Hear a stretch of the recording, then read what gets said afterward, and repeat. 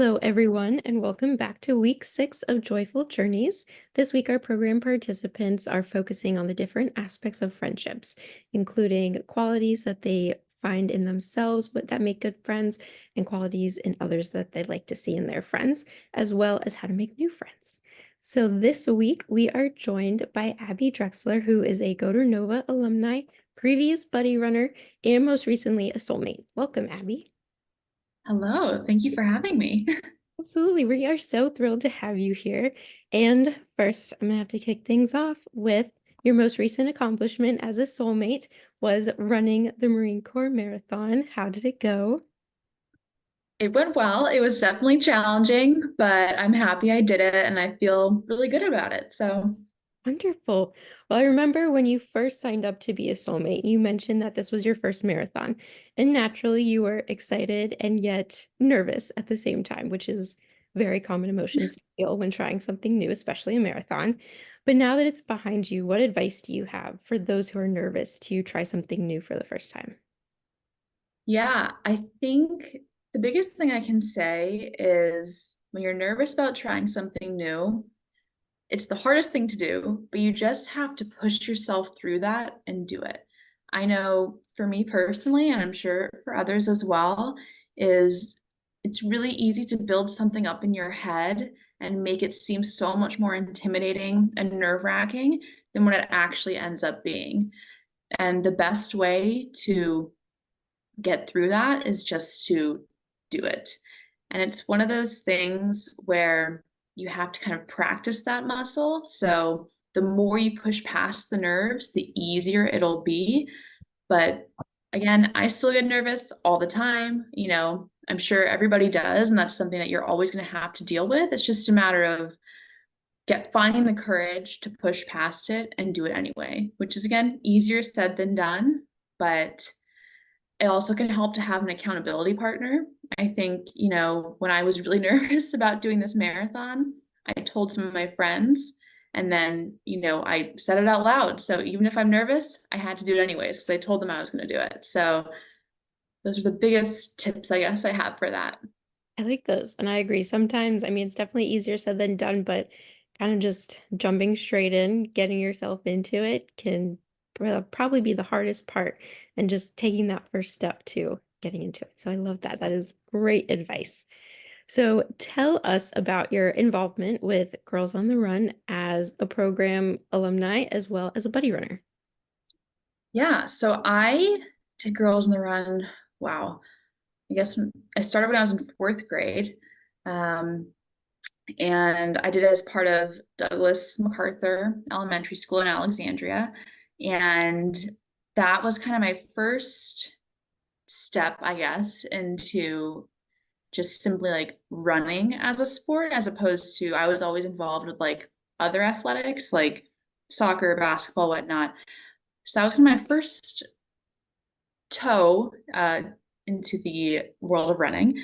And I was fortunate to do it with a lot of my friends were also doing it. So that was really great to kind of have that built in, I won't be alone, hopefully. And then I did the 5K. I guess I don't know if they still have it, like the reindeer romp. Um, Oh, we don't call it that anymore, but same kind of concept where everyone comes together to run. Gotcha. Yeah. So I ran that with my mom, which was great. Um, and then as, I got older, when I was probably early high school, my little sister, who's a few years younger than me, she ended up joining Girls in the Run when she was in elementary school. And it just so happened that I ended up being her buddy runner, which was really great to run with my little sister. Kind of brought things back, I guess, the nostalgia of when I was doing the exact same thing, which was really fun.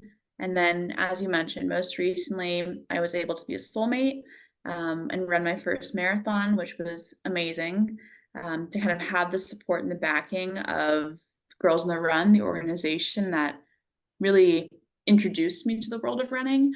And it just was a really full circle moment for me from going from being a girl on the run, being a buddy runner, and then having the support of this organization in my marathon was just a great full circle moment.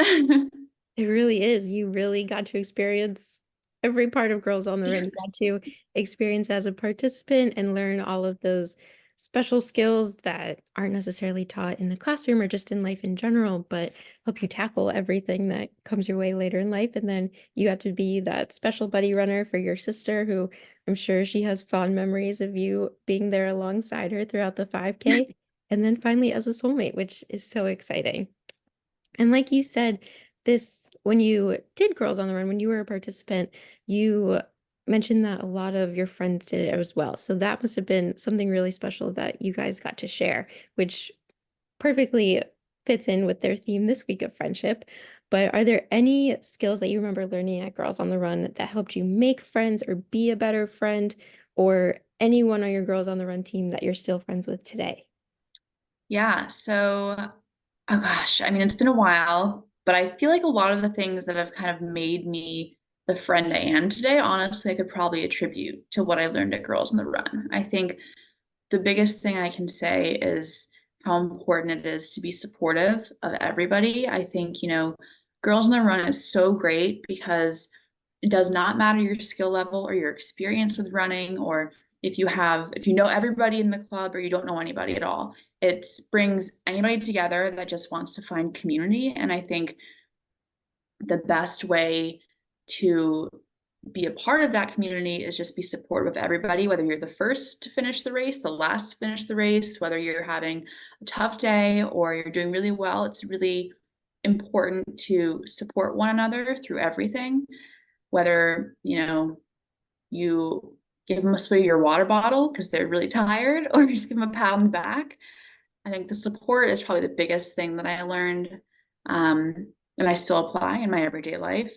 I think another aspect is, you know, whether it's in Girls in the Run or in life beyond, what's so great about it is everybody there already has a common interest, right? So everybody's going there to hopefully become a better runner or just try it out and see what happens. And that already gives you an opportunity to talk to people where maybe you would be a bit nervous to beforehand, because you can ask them, are you a new runner? Have you run before? It's a really great having this common interest in this shared space is a great way to kind of ease yourself into a conversation if you're scared and you don't know anybody.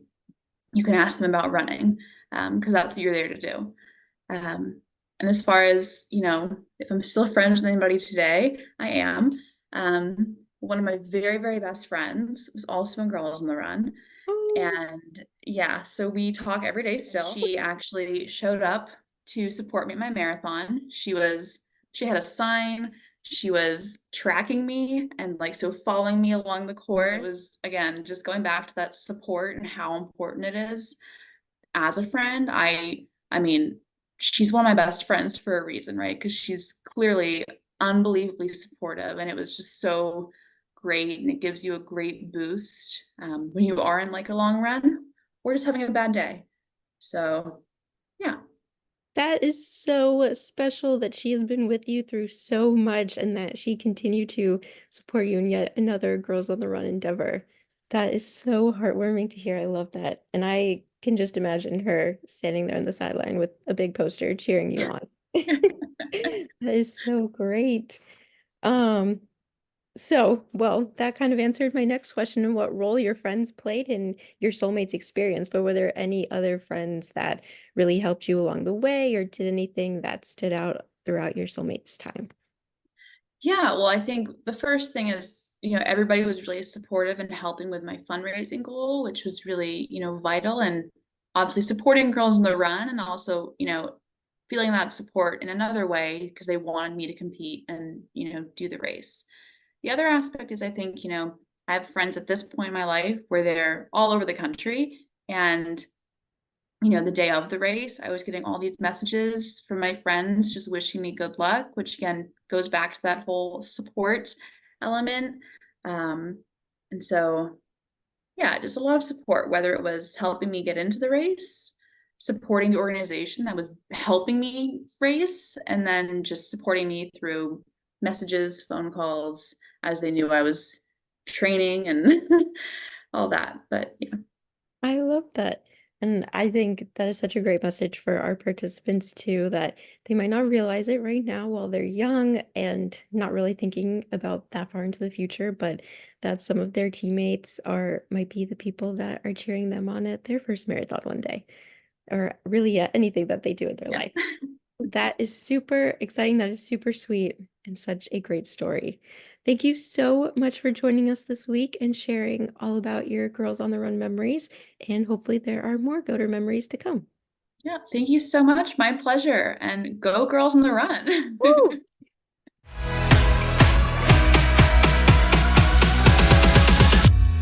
This episode of Joyful Journeys is brought to you by Girls on the Run of Northern Virginia.